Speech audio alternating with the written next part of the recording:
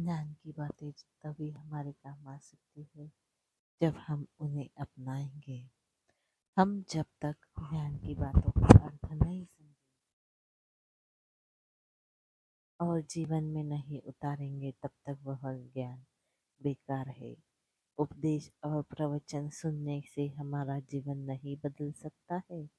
जब तक हम ज्ञान की बातों का अर्थ नहीं समझेंगे और उन्हें जीवन में नहीं उतारेंगे तब तक सारा ज्ञान बेकार है।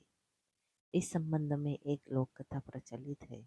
कथा के अनुसार पुराने समय में एक गांव के संत कुछ शिष्यों के साथ अपने आश्रम में रहते थे। संत बहुत विद्वान थे और शिष्यों को सुखी और सफल जीवन के उपदेश देते थे। उनके साथ ही एक छोटा बच्चा भी रहता था। एक दिन उनका एक छोटा शिष्य कहीं से एक तोता ले आया और उसे पिंजरे में बंद कर दिया। संत ने शिष्य को समझाया कि उसे छोड़ दो, लेकिन शिष्य ने गुरु की बात नहीं मानी और तोते को साथ लेकर खेलने लगा। शिष्य बहुत छोटा था, इसलिए गुरु उसे सख्ती से आदेश नहीं दे सकते थे। संत ने सोचा कि अब तोते को मुक्त होने का तरीका सिखाना चाहिए। इसके बाद गुरु रोज तोते को एक बात पढ़ाने लगे। गुरु ने तोते को बोलना सिखाया, पिंजरा छोड़ दो, उड़ जाओ। तोते तोते की संत की सिखाई हुई बात रट ली। कुछ ही दिनों में तोते ने ये बात अच्छी तरह से रट ली।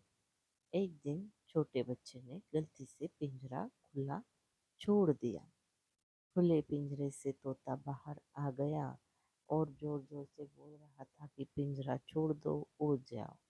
संत ने देखा कि तोता पिंजरे से बाहर आ गया है और वह उनकी सिखाई हुई बात रट रहा है। अब संत को लगा कि अब तो तोता उड़ जाएगा। संत जैसे ही तोते के पास पहुंचे तो तोता दौड़कर अपने पिंजरे में घुस गया। पिंजरा के अंदर तोता यही बोल रहा था, पिंजरा छोड़ दो, उड़ जाओ। तोते को फिर से पिंजरे में देखकर संत को बहुत दुख हुआ। संत ने सोचा कि तोते ने सिर्फ शब्द याद कर लिए हैं, वह इनका मतलब नहीं जानता। इस पर उपदेश का कोई असर नहीं हुआ। दोस्तों, कथा की यह सीख यही है कि छोटी सी कथा सिखाती है।